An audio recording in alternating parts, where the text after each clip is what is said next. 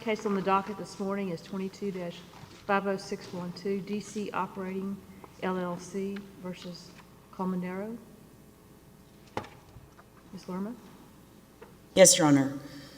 Good morning, Your Honors. Veronica, Teresa, Lerma, on behalf of DC Operating, Medina, and Corral, the appellants in this case. The appellants challenged the constitutionality of SB 315. 315 is a law that was passed in Texas relating to the restriction on age of persons employed by or allowed on the premises of a sexually oriented business, creating a criminal offense. SB 315, Your Honors, also additionally changed the law definitions of the Texas Civil Procedures Remedies, Chapter 125, that it would be illegal to employ or enter into contract. It would result as a common nuisance. It also changed the labor code, Your Honors. A sexually oriented business would not be able to employ any person under 21 years of age in any fashion, not simply nude dancing. And it also changed the penal code, specifically 43-251, where it altered the definition of a child as a person under the age of 21 years. SB 315 eliminates any labor and law employment protections under the state of Texas, and presumably has the idea that an 18, 19, or 20-year-old is incapable of making adult decisions, except when it comes to where and with whom they can decide to lawfully make a living. Is there a First Amendment right to be nude in public? Yes, there is, Your Honor. Not in public, excuse me. There is a First Amendment right for nude dancing, and that is an issue that is created with what this court has already done in Doe versus Landry. In that case, the court decided that nude dancing for a person under the age of 21 was not permissible in a adult entertainment business that sold alcohol. In this case, DC Operating does not sell alcohol. And what is it, a BYOB? Yes, Your Honors.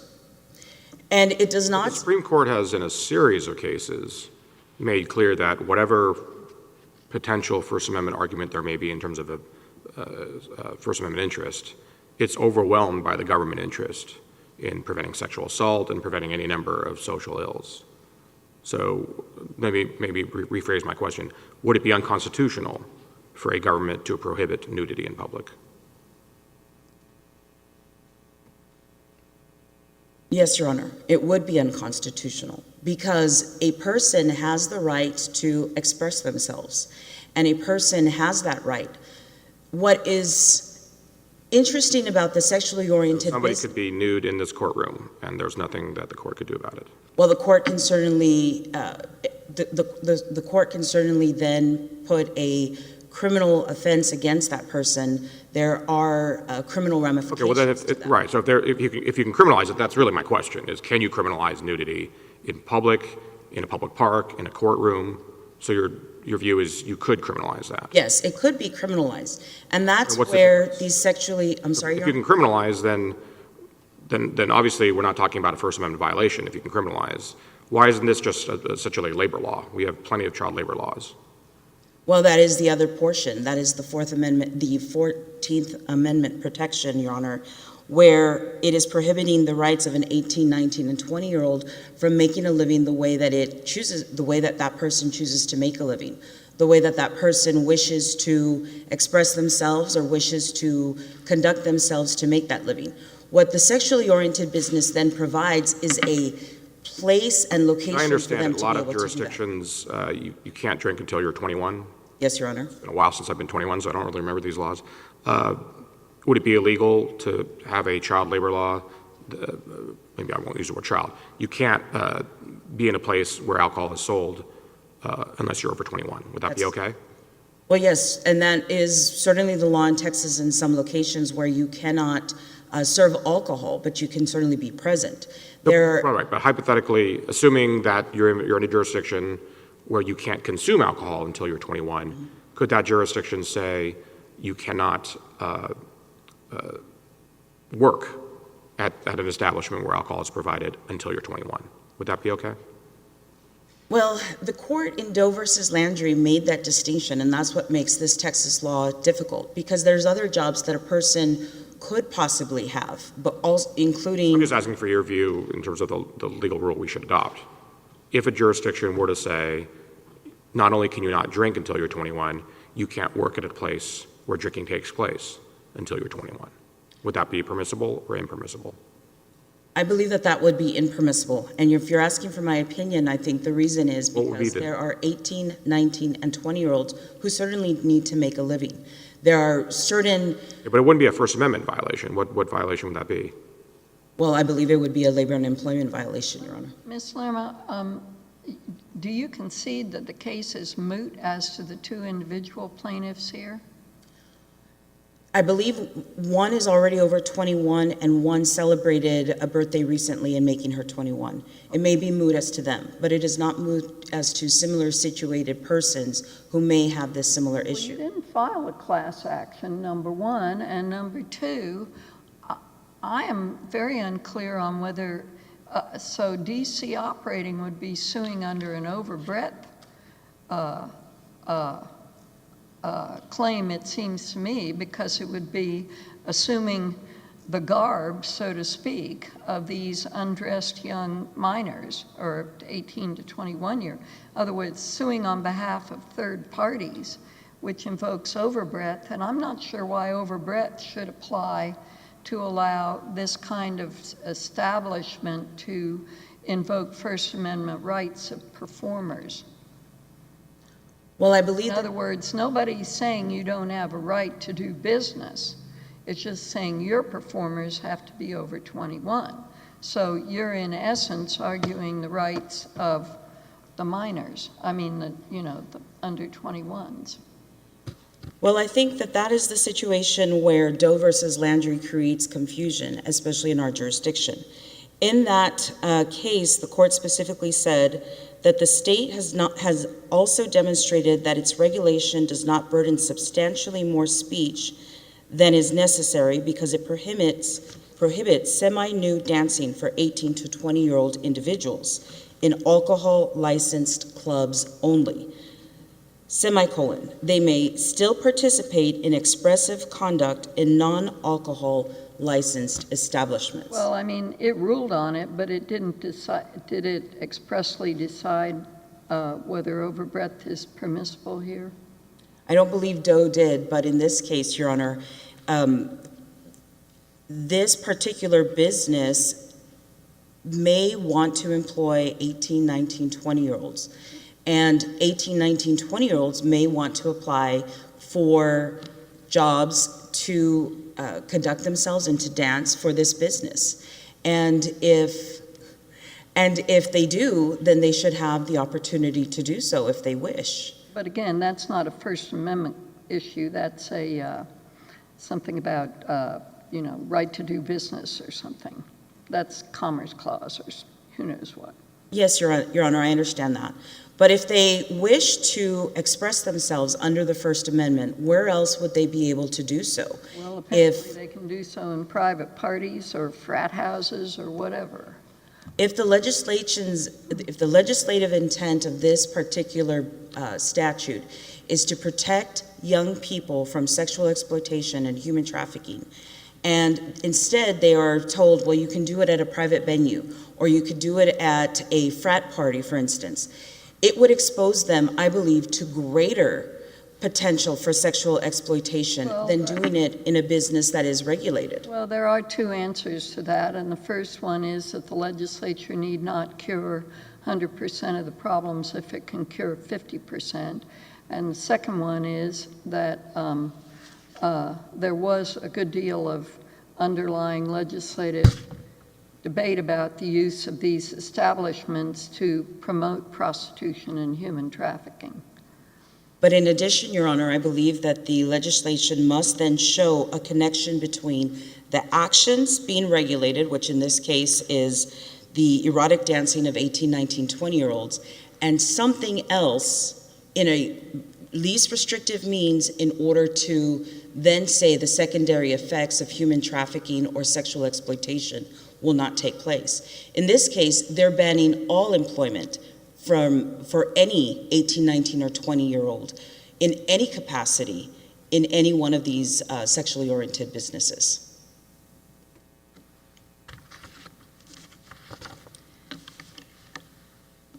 In addition, Your Honors, one of the policy arguments is that it discriminates to protect women from making... Reach that issue if this is not a facial challenge. I mean, this seems to me to be an as-applied challenge by two women who at least were 18, 19, or 20 years old.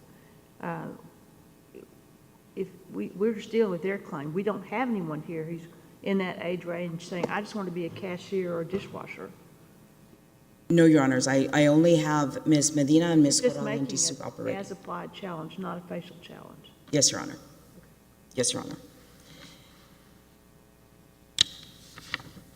With respect to the SB 315, although we can surmise that it is packaged with good intention, the idea to combat human trafficking, it employs unconstitutional means. It deprives these ordinary people of their occupational, associational, expressive liberties that are secured under the Texas and U.S. Constitution.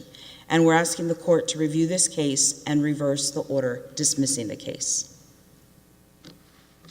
Brevity is the soul of wit. I'm sorry, Your Honor? Good for you for conceding time if you have nothing. Yes, Your Honor, I yield back my time to the court.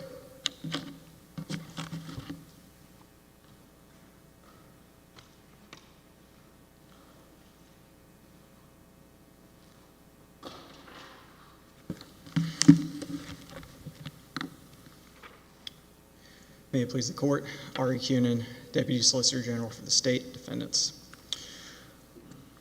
I think I'd like to begin by sort of articulating the two alternative grounds on which this court should hold to affirm the First Amendment issue in this case that I think we've just heard is really the central driving factor.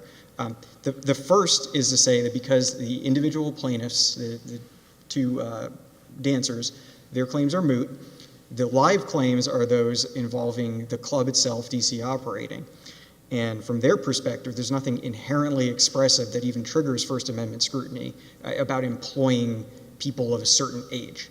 So let's put that to one side. Now, even apart from that, separately, even if there's some aspect of this case that still triggers First Amendment scrutiny, the level of review that would be applied would be the O'Brien four-factor test, which SB 315 easily satisfies essentially the reasons articulated by the district court.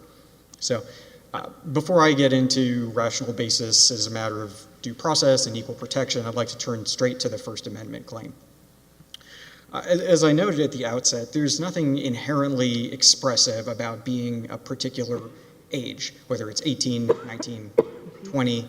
From the club's perspective, this particular club has brought a claim that it wishes to employ people to engage in nude dancing. I believe as a BYOB club, its prerogative is to allow fully nude dancing if that's what it wishes to provide for its patrons. Now, the problem for its claim, it's still unresolved by my friends on the other side, is there's nothing inherently expressive about the particular age of DC Operating's dancers. This is not the sort of claim that I think, Judge Ho, your questioning may have alluded to earlier in the Supreme Court's precedent concerning things like fully nude dancing and whether the municipality can ban fully nude dancing. I think the short answer to that is, of course, the court can ban public nudity. What's protected by the First Amendment is expression. I believe the protection extends to something in the nature of termed erotic expression. There's something erotic, some erotic message about nude dancing, and I think what what the problem for DC operating here is that it's not prohibited in any way by SB 13 from allowing its patrons to see that. I think the most it could possibly say is that some of the people that it has employed or perhaps wishes to employ might be of a particular age, but there's no communicative content in the age of its dancers. And if there was, it was certainly incumbent on DC operating as the plaintiffs in this case to actually articulate what that is. Yeah, that's actually the question in my mind when you say this is your point that they have not alleged an expressive injury based on the age, or that they couldn't, that there's no world in which they could theoretically allege one? I assume we're in the former bucket. I think the narrow sort of answer to that is they haven't alleged it. They haven't pled it. I just can't stand here and sort of play out all the hypotheticals and.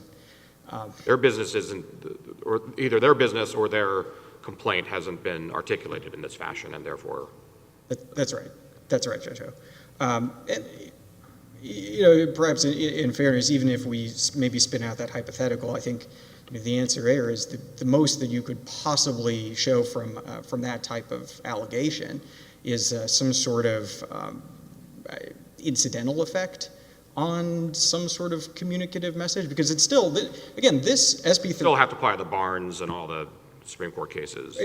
Perhaps, although we've identified 11th Circuit precedent from a case called Indigo Room. There's another case called Gary versus City of Warner Robins. But recall, Indigo Room is a case where a municipality says you basically have to be 21 to go into, I believe it was bars, things like that. Well, someone under 21, 18-year-old says, I want to go into this bar because they're having a political rally there. I want to go in and sign a petition. And of course, they can't do that because they've got to be 21 to go into that establishment. They try to do it. They're cited. They bring a First Amendment challenge. Well, the 11th Circuit says this is in the nature of sort of general conduct restriction, much like this court in Vote for America versus Steen, in citing the Supreme Court's Clark case noted, right? Sleeping in public, any number of actions that one can physically do with their body, they're not inherently communicative. You do have to have some sort of speech element, expressive element to the thing that's being prohibited to even get to a point of First Amendment scrutiny. So in those cases that we've identified,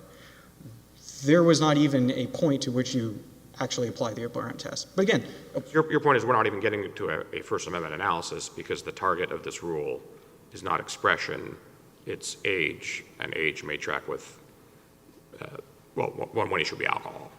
Right, yes, Your Honor. And to be clear, this, as I laid out, sort of one of two alternative holdings I think get us to the same place.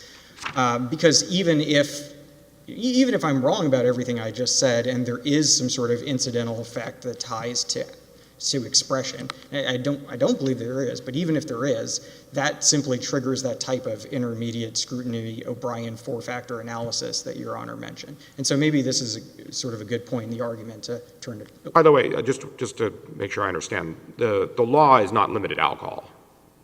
Right, the law is about SOBs. It's not. It's about SOBs generally. It's not about SOBs where alcohol is consumed or served. It is not limited to alcohol, and I could point the court. It incorporates. Well, I take your point is this business does provide alcohol, or is BYOB? I believe that it's BYOB, but the law itself incorporates by reference a definition from the local government code. It's at 243.002, and the way sexually oriented businesses are defined there is it's essentially places where there's a primary business of providing a service that provides sexual stimulation or sexual gratification. So this is, and there's an important reason, maybe this is getting us into the sort of O'Brien factor analysis, good transition point anyway, as part of what the legislature had in front of it was recommendations that are at ROA 662 through 63, and then again starting at ROA 975 around there from Kara Pierce, who is the chair of this legislatively created human trafficking task force, where their job is to come up with recommendations that are going to help fight human trafficking in Texas, and then tell the legislature, here are some things you should do. So this is undisputedly one of the recommendations that was made by this task force in trying to combat human trafficking for these people 18, 19, and 20 years old. And one of the things that's noted, and part of why it's not tied to alcohol in a specific way, not tied to strip clubs specifically. You can see at ROA 662, 663, these types of businesses, the atmospheres, a lot of them sometimes have back rooms, ostensibly for the viewing of pornography, but these are places that trafficking and the types of activities that lower the inhibitions of vulnerable young adults can take place. Well, that's going to occur regardless of whether, strictly speaking, they're providing alcohol, and regardless of whether it's some sort of performance on a stage. And so that type of link by Ms. Kara Pierce, the chair of that task force, is well supported in the record that was in front of the legislature. So it's just a matter of the four-factor O'Brien test. What's the evidence specifically that there's a gap, it stops at 20, and it becomes less of a problem at 21? So I think there are a couple of examples in the record. So one of the things Ms. Pierce testified about, this is at ROA 982, is basically just sort of on experience and the number of victims that they've encountered. The vast majority of them were sort of in that 18, 19, 20-year-old range. And then also I would point the court to ROA 663. This is her declaration she submitted in district court. Well, one of the things that makes it very hard for the traffickers to do when someone turns, sorry, let me back up. Under 21, it's easier for the traffickers to get fake IDs, and the traffickers just have a more ready supply of potential victims. And that just gets much harder to do once someone turns 21. I think it's something that was alluded to in the earlier portion of today's argument, that the legislature doesn't have to get it 100% right. If there's a link here to trigger any kind of First Amendment problem, what you'd have to show is that the legislature was targeting some communicative content. So if we're talking about the age... I'm not limiting it just to First Amendment, Okay. to all of their arguments. I mean, the evidence I read in your brief, I did not seem to... Go ahead. Sure. So, if we open it more broadly into sort of due process, and I think for reasons we've heard today, the equal protection is really sort of a non-factor. I mean, it's essentially, the argument they're making now is forfeited, and it's a rational basis based on age distinctions that was well supported in the district court's reasoning. If we just look at the due process aspect of it, it's a rational basis test. And if the legislature can say, well, this is an important, this interest is legitimate. Fighting human trafficking, I think it's beyond dispute that that's a legitimate governmental interest, and that this is something... But human trafficking occurs for older people too. It does, Your Honor. What specifically in the evidence that says it's not a bigger problem once you're 21? Sorry, if it is not as big a problem as if you're 21. Once you turn 21. So, and again, I'm not... Fake IDs, what else? So we've got the ROA 662 to 663, I think, lays out most clearly the links that were in front of the legislature, and then the record citations at 975 through 982, and that's Kara Pierce's testimony. And I don't think you're going to find a specific legislative finding that says somebody's risk of human trafficking cuts off at 21. I mean, this is just not part of what the legislature's burden is to do under rational basis. I'm assuming it's just the same general rationales that support alcohol laws. I think that's it's a maturity issue. It's essentially right. As far as maturity, for example, at ROA 976 through 977, and we talk about people in this under 21 range being easier to manipulate, and these environments putting people in a situation where their inhibitions are lowered. So I would point the court to that.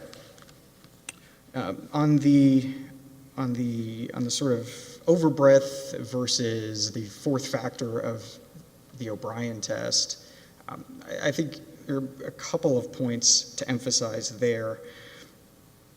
The law in this case is not subject to sort of a least restrictive means test, and perhaps, Judge Richman, this gets to some of your questions as well.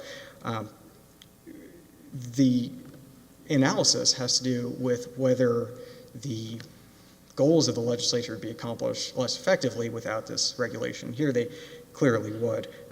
The other final point I would make on the constitutional analysis is this law leaves ample other avenues of expression for people, for example, like the individual plaintiffs, even in the cases that involve bans on fully nude dancing.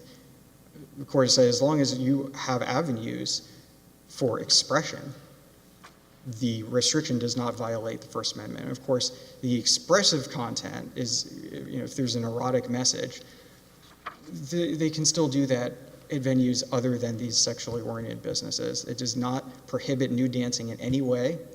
It does not prohibit, my friend on the other side has mentioned her view that SB 315 regulates erotic dance of 18 to 20-year-olds. Of course, it doesn't say anything of the sort. There's no mention of erotic dance, and 18 to 20-year-olds can still erotically dance at other venues, including for financial compensation. So for those reasons, we'd ask the court to... I'm not sure I understand that. They could do it, they just can't do it at these enumerated locations? Is that your point? That's right. So I think earlier there was some discussion of the fact that other private engagements, things like that, and of course theatrical performances, the narrow definition of a sexually oriented business has to do somewhere with the primary business of providing sexual stimulation or sexual gratification. Of course, sexual stimulation, You can engage in this activity, you just can't engage in this activity where the business is designed around the activity. It's essentially a similar approach that the court took in Doe versus Landry and cases like that. The plurality in PAPS AM, right? That the First Amendment protects expression, not the just pure ability to display certain anatomical areas. Unless there are any further questions. Thank you.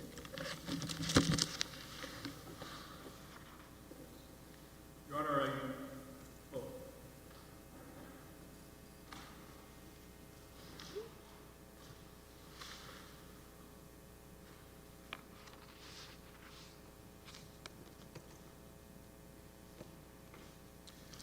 Good morning, Your Honors.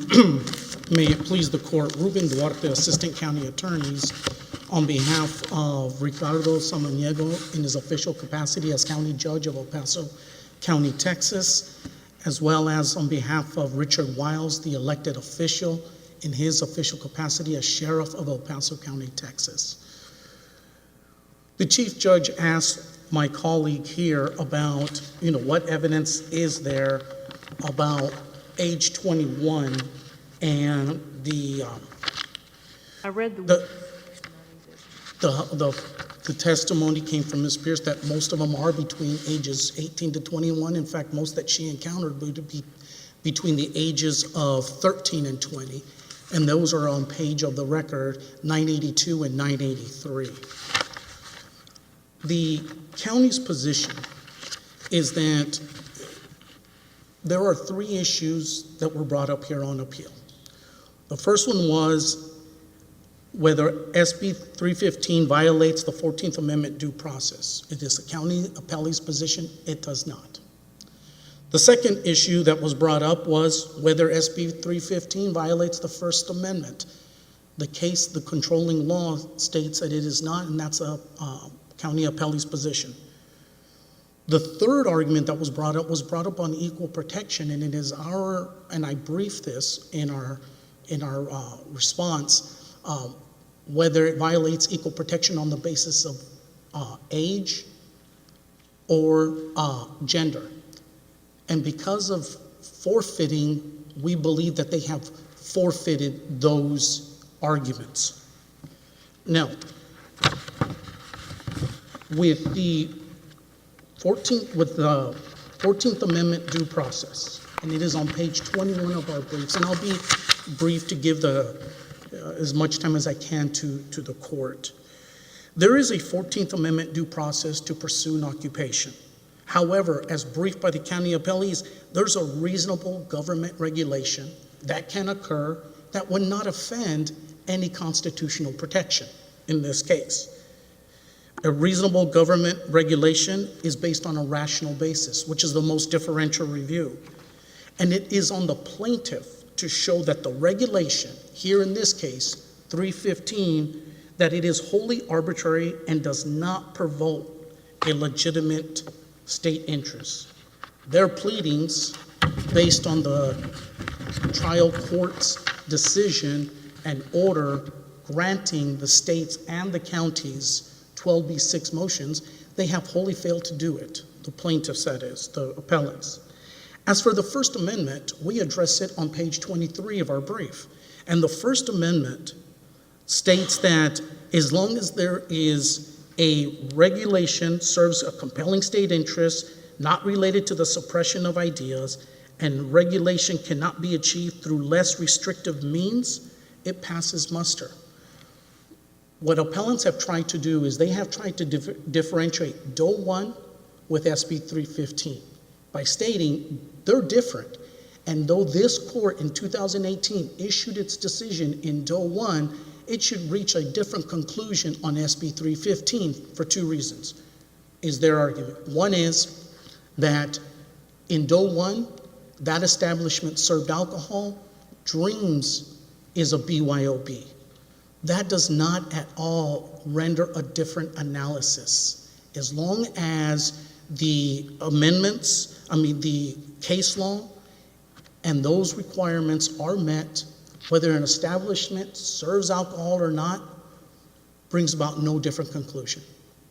The second thing is that in Doe 1, it was limited to nude dancing, so it did not cover other occupations, which 315 does, which lends greater force that it is content neutral under the First Amendment, because you cannot be a bouncer, you cannot be a cashier, you cannot be a dancer, you can't be a cleaning person or any other employee under SB 315.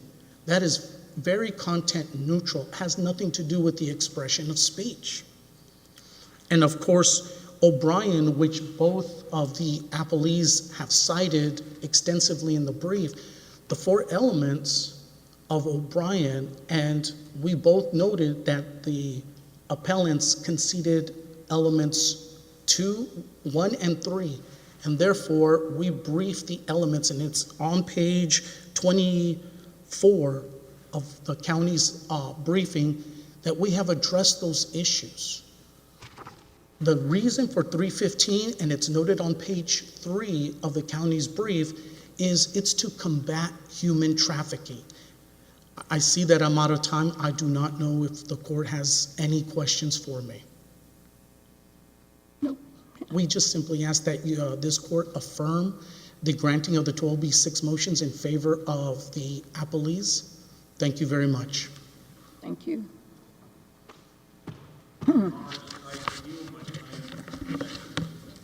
Okay.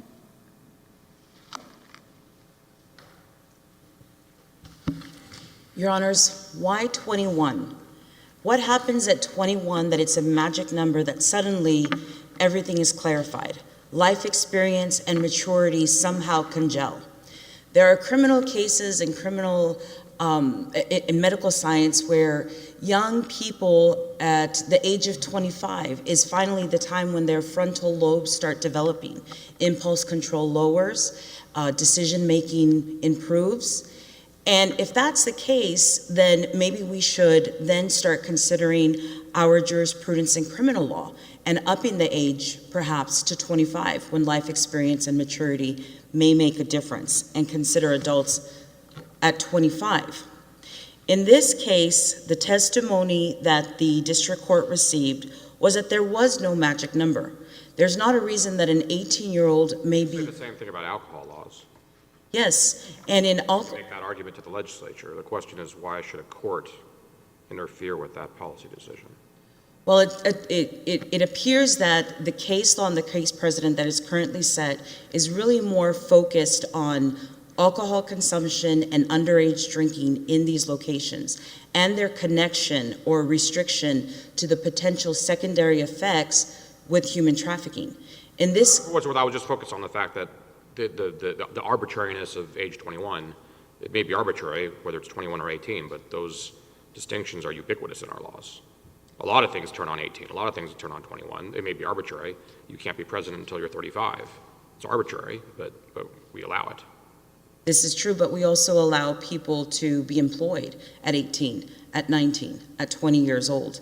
And the appellees raised the case of Gary versus the city of Warner. And in that case, there has been a recent case, Maxwell Pick organization, where again, you can be an under 21-year-old dancer could engage in dancing or observe in places that do not sell alcohol. And once again, we're at this point where what is the distinction between, and the same distinction this court made, that you could participate in nude dancing as long as there was no alcohol present. And that was the fourth factor that this court considered under the O'Brien test to make the least restrictive means possible in making that determination. The other issue that was raised was there's other areas of expression, other areas of venue. But do these other areas provide the regulation, the governmental potential regulation, security, cameras, managers, bouncers, where these potential dancers would possibly be more secure than in a private venue? Yeah, I'm still confused. Did you admit that the individual plaintiff's claims are moot? Well, they're over 21 at this point, Your Honor, yes. Okay, And so the only argument you now have is on behalf of the strip club or nude dancing establishment, and it has no First Amendment right here because this is age-related. So why are we arguing First Amendment? well, I believe that this issue would be and would affect similarly situated people in the state of Texas who may come before this court. So you are attempting to make an overbreadth argument on behalf of people who are age 18 to 21. It would still continue to affect them, Your Honor. But that was not what I took your case. That was not the way I read your brief. I read your brief to be referring almost exclusively to the two plaintiffs raising overbreadth, but not making clear what the club's personal First Amendment right was.